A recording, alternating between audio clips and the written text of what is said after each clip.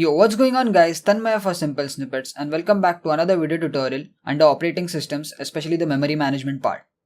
So in this video tutorial, as the title of the video suggests, we are going to be taking an overview about what are page replacement algorithms, why do we need them and when do we need them. So in the previous two videos, we've understood what is paging memory management scheme, and we also saw what are page faults and what is thrashing and what happens when a page fault happens and how to handle page faults.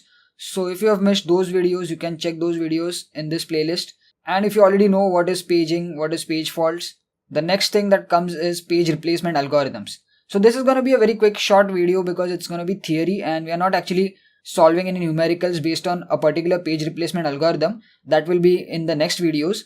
But this video is all about the theory, why we need page replacement and when do we need page replacement. So if you already know about this, you can skip to the next video wherein we discuss the individual page replacement algorithms and solve numericals. So with that being said, let's start off with today's topic. So as you can see on the screen, I have a little bit of theory about what page replacement algorithms are. So in computer operating systems that use paging, so whenever a paging memory management scheme is implemented in any kind of operating system or in any kind of computer system for memory management, the page replacement algorithm decides which memory pages to page out, sometimes called swap out or write to disk, and when a page of memory needs to be allocated. So what this means is these algorithms basically dictate how and when a page is supposed to be removed from the physical memory and shifted to the virtual memory and vice versa. Okay. So when a new page is referred and not present in memory, and this memory is the physical memory, or you can also relate it with RAM. So page fault occurs and operating system replaces one of the existing pages with newly needed pages, or it adds the page in an empty frame. Okay, so there are two scenarios. Either your memory is full and you have to replace a page with another page, or your memory is not full, so you have to find an empty frame and add that page from the virtual memory into that frame.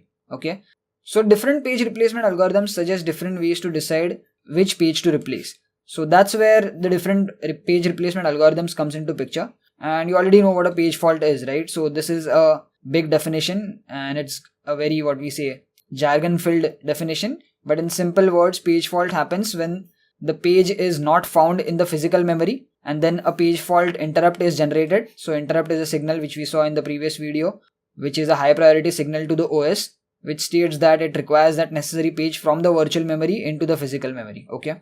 So this was a little bit of theory. If you are making your answers or preparing answers, you can note these points down. These are very important. So let's take a scenario. So consider a process A divided into 5 pages P1, P2, P3 and P4. Okay. So let's say process A is started or initialized first. So it's loaded in the RAM. So you can see our physical memory RAM over here. So I'm just going to allocate P1, P2, P3, P5 and P4. Okay.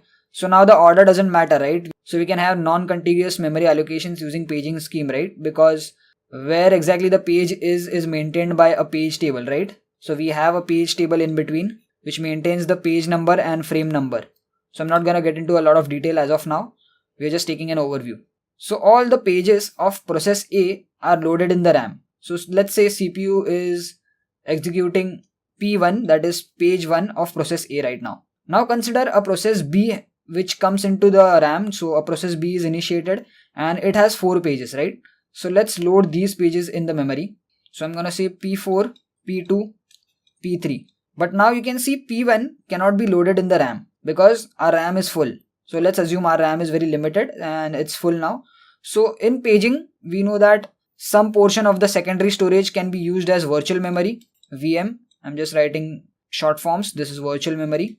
So let's say P1 is stored somewhere over here in virtual memory. Now CPU moves on to process B, okay? And first page P1 is not there in the RAM, right? So the MMU looks up in the page table of process B and sees that for P1 there is an invalid entry. So that is a page fault, right? Since there is no entry for P1 in the process table of process B, an interrupt is generated and the operating system has to go into the secondary storage where the virtual memory is and locate P1 and bring this into the RAM, right? But now you can see that our RAM is already full with all the pages, right?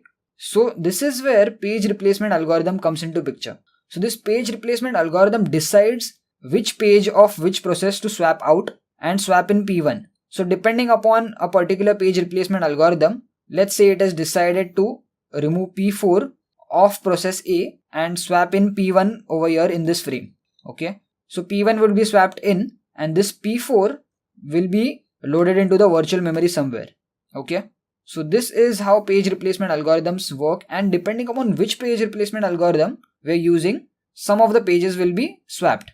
Okay, so for page replacement algorithm X, this P4 was swapped. Maybe in some different algorithm, this P3 would be swapped, or P2 of process B would be swapped, and so on and so forth. So it totally depends upon what kind of page replacement algorithm we are using, and this is the main usage of page replacement algorithms. So we are going to be studying 3 different page replacement algorithms which are pretty basic, So it's first in, first out, optimal page replacement, and least recently used.